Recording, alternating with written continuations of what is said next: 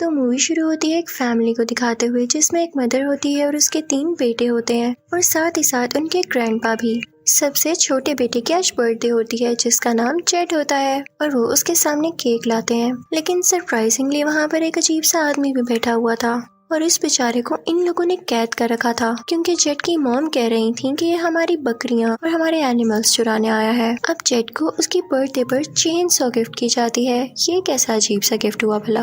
वो सारे उस बेचारे आदमी को काफी टॉर्चर कर रहे थे जिसे ये लोग चोर समझ रहे थे और अब ये जेड से कहते हैं कि तुम इस चेन सॉ से इस आदमी को मार डालो।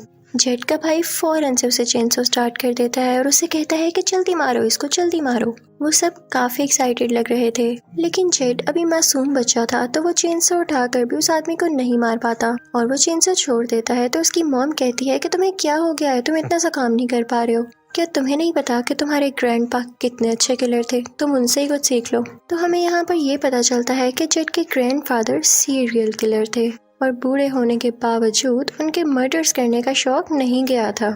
तो वो कहते हैं कि भाई मुझे तो मारना ही मारना है इस आदमी को, जो मर्जी हो जाए। वो एक बड़ा सा हैमर उठाते हैं। वो हैमर वो काफी जोर से उस आदमी की गर्दन में मारते हैं जिससे वो बेचारा आदमी मर जाता है। उसके बाद हमें सीन दिखाया जाता है प्रेजेंट टाइम का, जहाँ पर हम एक कपल को देखते हैं जो कि गाड़ी में कहीं जा रहा होता है। वो काफी खुश लग रहे थे कि तभी उनकी गाड़ी के सामने कोई एनिमल आ जाता है। वो अपनी गाड़ी फौरन से रोकते हैं तो उन्हें पता चलता है कि कोई एनिमल नहीं है बल्कि कोई बच्चा है जिसने फेस मास्क पहना हुआ है काऊ का।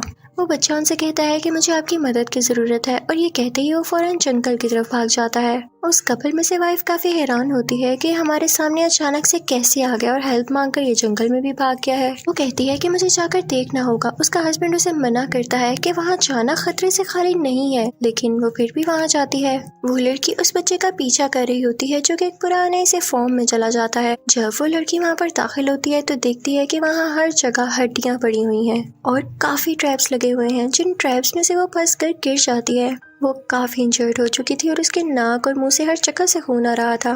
फिर हम देखते हैं कि वो बच्चा अपना मास्क उतारता है और आप ये सुन के हैरान रह जाएंगे कि वो बच्चा था कौन। जी हाँ, वो बच्चा जेड था। दरअसल उसकी फैमिली ने उसे किसी गैंगस्टर के पास भेज दिया था जो उसे किलिंग्स करना सिखाता था। वो आदमी जिसके पास वो ट्रेनिंग ले रहा था वो उससे कहता है कि इस लड़की पर कार इंजन गिरा दो और जेड ऐसा ही करता है, जिससे वो बेचारी लड़की मर जाती है। तभी वहाँ पर शेरिफ आ जाता है जो कि उन लोगों पर बहुत गुस्सा होता है और कहता है कि जिस लड़की को तुम लोगों ने मारा वो मेरी बेटी थी, मैं तुम लोगों को नहीं छोड़ूंगा। लेकिन ना तो उसके पास कोई वारंट था और ना ही उसके पास कोई ऐसी चीज थी जो कि इस बात का पता लगा सकती कि इन्हीं लोगों ने उसको मारा है, क्योंकि इन लोगों ने सारे प्रूफ, सारे एविडेंस छुपा दिए थे। लेकिन फिर भी वो शेरिफ इतना कंट्रोल रखता था कि वो उस बच्चे को अपने साथ ले जाकर इन्वेस्टिगेशन कर सकता था, तो वो जेड को अपने साथ ले जाता है। वो शेरिफ काफी अच्छा आदमी होता है। वो जेड को मेंटल हेल्थ स्कूल में डाल देता है ताकि इसके दिमाग में जितने भी क्रिमिनल थॉट्स हैं वो चली जाएं और ये पढ़ लिख कर एक अच्छा बच्चा बन जाए। फिर शेरिफ जाता है जेड की मॉम के पास और उससे कहता है कि तुम्हारी वजह से मेरी बेटी मरी, मैं तुम्हें तुम्हारा बेटा कभी नहीं लौटाऊंगा, और ये कहकर वो वहाँ से चला जाता है। फिर हम देखते हैं कि 10 साल गुजर जाते हैं। हमें वही स्कूल दिखाया जाता है जहाँ पर शेरिफ ने जेड को दाखिल करवाया था। वहाँ पर एक नर्स आई थी जिसका नाम लिजी होता है। उसका इस स्कूल में यानी मेंटल हेल्थ स्कूल में पहला दिन था। तो वहाँ का एक आदमी उसे बताता है कि यहाँ के सब बच्चों के नाम आते ही चेंज कर दिए गए थे ताकि उन्हें कुछ न याद रहे कि वो क्रिमिनल फैमिली से बिलोंग करते हैं और उनकी पहचान भी नहीं बन जाए। अब लिजी को एक आदमी दिखाई देता है जिसका नाम बट होता है। वो उसके पास जाके बैठती है लेकिन वो उसे कोई लिफ्ट नहीं कराता। तभी वहाँ पर एक और लड़का लिजी को बताता है कि चुप ही रहता है और यहाँ पर हमें अंदाजा हो जाता है कि जेड भी बचपन में खामोश ही रहा करता था, तो हो सकता है कि ये मोटा बच्चा जेड ही हो। तभी लिजी वहाँ पर देखती है कि कुछ बच्चे आपस में लड़ाई कर रहे होते हैं। लिजी उनको छुड़ाने जाती है कि उनमें से एक बदतमीज बच्चा लिजी से ही बदतमीजी करने लगता है। तभी वहाँ पर हेल्दी बच्चा लिजी को बचाने आता है। तभी वहाँ पर सीनियर डॉक्टर भी आ जाता है जो कि नर्स से कहता है कि कोई भी बच्चा लड़ाई करे तो आप मुझे बताइएगा, और वैसे भी हम इन दोनों बच्चों को ये जो लड़ रहे थे अपने साथ लेकर जा रहे हैं। तो लिजी कहती है कि इस हेल्दी बच्चे यानी बट का कोई कसूर नहीं है, ये तो बस मुझे प्रोटेक्ट कर रहा था। तो डॉक्टर उससे कहता है कि आप कुछ नहीं जानती, ये अपने ही पुराने फैमिली मेंबर को मार चुका है।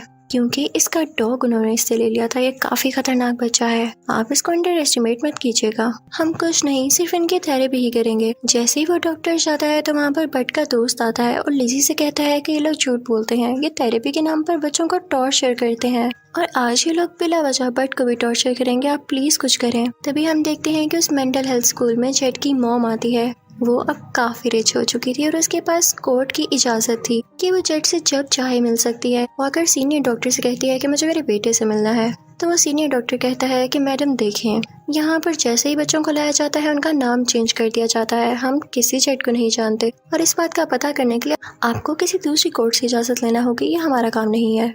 लेकिन ये सीनियर डॉक्टर भी ड्रामा कर रहा था, उसे सब पता था, बस ये नहीं चाहता था कि ये बच्चे अपनी फैमिली से मिले। ये बच्चों को टॉर्चर करके खुश होता था क्योंकि इसे लगता था कि ये क्रिमिनल फैमिली से हैं और ये कभी नहीं सुधर सकते। वो बस इनको टॉर्चर करना चाहता था। अब हम देखते हैं कि बट को काफी टॉर्चर किया जा रहा था और जब जेट की मॉम यानी बट की मॉम ये देखती है तो उसे काफी गुस्सा आता है। वो एक नर्स को मार मार कर उससे उस जगह की कीज ले लेती है और सब पेशेंट्स को आजाद कर देती है। सारे पेशेंट्स बाहर की तरफ भागने लगते हैं और वो सीनियर डॉक्टर बट की मॉम को भी निकाल देता है वहाँ से। लेकिन बट भी अब आजाद हो चुका था और वो वहाँ पे गार्ड्स को काफी मारता है। उसके साथ जिस लड़की की लड़ाई हुई थी यानी वो बैड बॉय बट से कहता है कि मुझे भी आजाद कर दो ना। तो बट बेचारा अब दिल का था अच्छा, वो उसे भी आजाद कर देता है।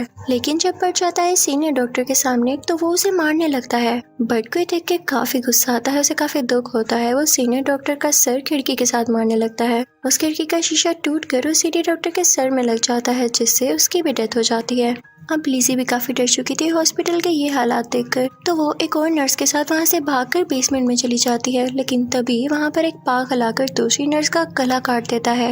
लिजी काफी डर जाती है क्योंकि वो आदमी अब उसकी तरफ खड़ा था उसे मारने के लिए। कि तभी वहाँ पर बट का वो अच्छा दोस्त आ जाता है और लिजी को बचा लेता है और फिर वो उस पागल को मार देता है। फिर वो लिजी को अपने साथ बाहर ले आता है। लेकिन बाहर होता है वही बैड बॉय जो बट से लड़ाई कर रहा था और उसके साथ एक और अजीबोगरीब सी लड़की होती है जो कि पूरे मेंटल हेल्थ स्कूल में सबसे ज्यादा बदतमीज और चिड़चिड़ी थी। वो उन दोनों को कैद कर लेते हैं। अब वो उनको अपनी गाड़ी में बिठा लेते हैं कि तभी वो बैड बॉय देखता है कि बट भी वहाँ पर है तो वो उसे भी अपनी गाड़ी में बिठा लेता है। अब वो बैड बॉय इन सब से कहता है कि मेरे पेरेंट्स काफी रिच है और दूसरी कंट्री में रहते हैं, मैं कब से उनके पास जाना चाह रहा था, तुम लोग चाहो तो मेरे साथ जा सकते हो, लेकिन खबरदार किसी ने भागने की कोशिश की या पुलिस को इन्फॉर्म किया। अब बट और बट के दोस्त को अपनी फैमिली के बारे में कुछ नहीं पता था।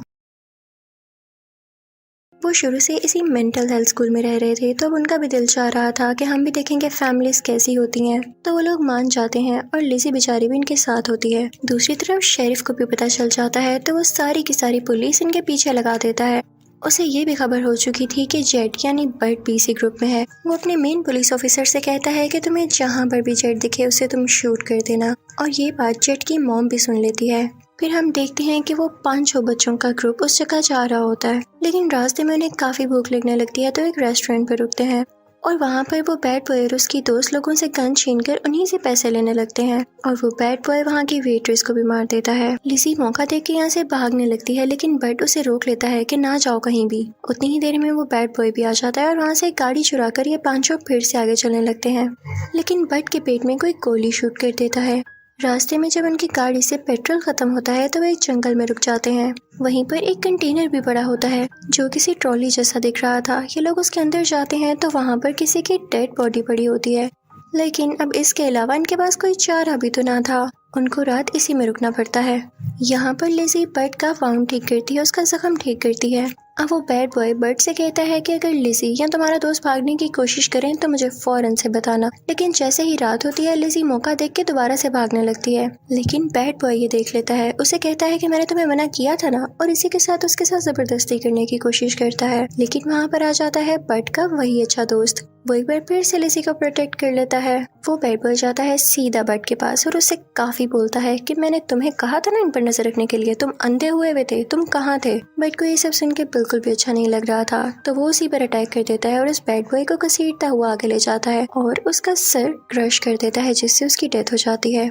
अब जब सुबह होती है तो उस बैड बॉय की दोस्त को वो नजर नहीं आ रहा होता। वो सोचती है कि मेरा दोस्त कहाँ गया और उसे ढूंढने के लिए वो चली जाती है। पीछे से लिजी और बट का वही अच्छा दोस्त अकेले होते हैं तो वो कहते हैं कि अच्छा मौका है भागने के लिए। लेकिन एकदम बट का दोस्त कहता है कि वो जैसा भी है मेरा दोस्त है, मैं उसे छोड़कर नहीं जा सकता। तो वो बट को ढूंढने लगता है। दूसरी तरफ हम देखते हैं कि उस बैड बॉय की दोस्त को पुलिस पकड़ लेती है, यानी वही शेरिफ, और उसे टॉर्चर किया जाता है। वो कहता है कि मुझे बताओ तुम्हारा दोस्त कहाँ गया। तो वो कहती है मुझे खुद नहीं पता। तुम तो पागल हो गए हो क्योंकि तुम्हारी बेटी जो मर चुकी है, इसलिए अब तुम हमें भी टॉर्चर करोगे। ये सुनकर शेरिफ को बहुत गुस्सा आता है और वो उसके सर में शूट करके उसे मार देता है। लिज़ी और बट का दोस्त भी ये देख रहे होते हैं, तो वो कहते हैं कि हमें इनसे दूर ही रहना चाहिए वरना ये हमें भी शूट कर देंगे। पुलिस जानती थी कि बाकी सब लोग भी कहीं ना कहीं यहीं पर ही मौजूद हैं, तो वो अपने डॉग्स को उनको सूंघने के लिए पीछे लगा देती है। अब डॉग्स की आवाज़ सुन के इन तीनों को यानी बट, लिज़ी और बट के दोस्त को पता चल जाता है कि पुलिस उन्हें ढूंढ रही है। तो वो भागने लगते हैं और भागते भागते उन्हें एक काऊ दिखाई देती है जो कई दिन की मरी हुई थी और अब उसका सिर्फ स्केलेटन और स्किन ही रह गई थी। वो तीनों उसके नीचे छुप जाते हैं जिसकी वजह से डॉग्स को उनकी इंसानी स्मेल नहीं आती और जब उन्हें कोई नहीं देखता तो पुलिस भी वहाँ से चली जाती है और फिर वो तीनों भी गाँव से बाहर आ जाते हैं। जैसे ही वो लोग वहाँ से निकल रहे होते हैं तो उन्हें एक पुलिस कार दिखाई देती है। लिज़ी को लगता है कि शायद ये दूसरे पुलिस वाले हैं, तो वो उनकी हेल्प के लिए चिल्लाने लगती है और तभी बट का दोस्त उसे रोक लेता है कि तुम पागल हो गई हो, ये उनके साथी हो सकते हैं। और बात तो सच्ची थी, वो उन्हीं के साथी थे। वो शेरिफ को कॉल करने लगता है कि तभी बट उनके पीछे पीछे जाता है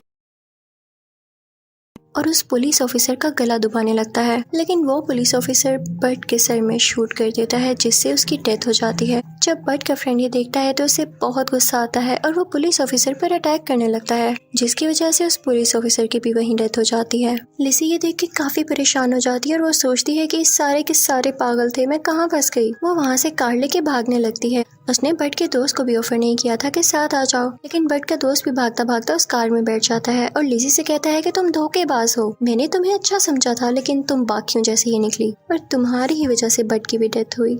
बट के दोस्त की हालत खराब होने लगती है। पीछे से हम देखते हैं कि शेरिफ भी इनके पीछे होता है और इन पर काफी ज्यादा फायरिंग कर रहा होता है। अब शेरिफ के निशाने इतने पक्के थे कि एक बुलेट लगती है बट के दोस्त के मुंह में जिससे उसका मुंह काफी खराब और डिसफिगर हो जाता है और एक गोली लगती है लिज़ी के हाथ में जिससे उसकी गाड़ी का बैलेंस खराब हो जाता है और वो खाई में गिर जाते हैं।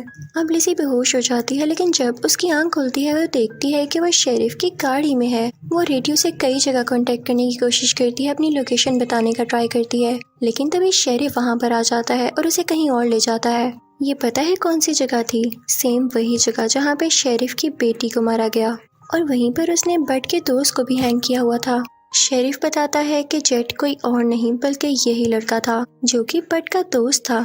जेट की मॉम को भी इस बात की खबर हो जाती है जो कि शेरिफ के पुलिस ऑफिसर ने ही उसे दी थी और वो वहाँ पर चेनसो लिए पहुँचती है कि वो जेट को याद करवाना चाहती थी कि ये वही गिफ्ट है जो हमने तुम्हें बर्थडे पर दिया, लेकिन शेरिफ उस पर अटैक करने लगता है। लेकिन किसी न किसी तरह वो जेट को वहाँ से आजाद करके अपने घर ले आती है, उसका फेस ठीक करती है और उसके फेस पर कुछ बैंडेजेस लगाती है। वो लोग शेरिफ को और लिज़ी को भी अपने साथ ले आए थे और जब उन दोनों को होश आता है तो वो वहाँ से भागने की ट्राई करते हैं, लेकिन जेट की मॉम उन दोनों को पकड़ लेती है। वो वहाँ पर जेट को बुलाती है और उसे चेनसो देते हुए कहती है कि ये लो, आज वो वक्त आ गया कि तुम अपनी चेनसो का इस्तेमाल कर सको। जिसने तुम्हें टॉर्चर किया उससे अपना बदला लो। जेट भी सब चीजों से काफी तंग आ चुका था, इसलिए वो अपनी चेनसो उठाता है और सीधा शेरिफ की चेस्ट में दे मारता है और यहाँ पर वो काफी पेनफुल तरीके से मारा जाता है। लिज़ी वहाँ से डर के भागने लगती है, लेकिन जेट की मॉम अपने तीनों बेटों को ऑर्डर देती है कि इसका पीछा करो। लिज़ी भागती जा रही थी, लेकिन भागते भागते उसका पाँव एक ट्रैप में फंस जाता है और वो गिर जाती है बेचारी। लिज़ी जेट से कहती है कि तुम एक अच्छे इंसान हो, याद करो तुम्हारी मॉम तुम्हें बुरा बनाना चाहती है, प्लीज मुझे मत मारो। लेकिन जेट जो कि अब काफी बुरा बन चुका था, वो मेंटली इल हो चुका था, वो लिज़ी की एक नहीं सुनता और उसकी गर्दन उसके जिस्म से अलहदा कर देता है उसी चेनसो से। और अब वहाँ पे जिन लोगों की डेथ हुई वो फैमिली उनके पीसेस कर देती है और अपने एनिमल्स को खिला देती है। तो फिर हम ये देखते हैं कि जेट लिज़ी के फेस से उसकी सारी स्किन उतार कर एक फेस मास्क बनाता है जिसे वो लेदर फेस का नाम देता है और उसे अपने फेस पर लगा लेता है और यहीं पर ये मूवी एंड हो जाती है। Thank you for watching.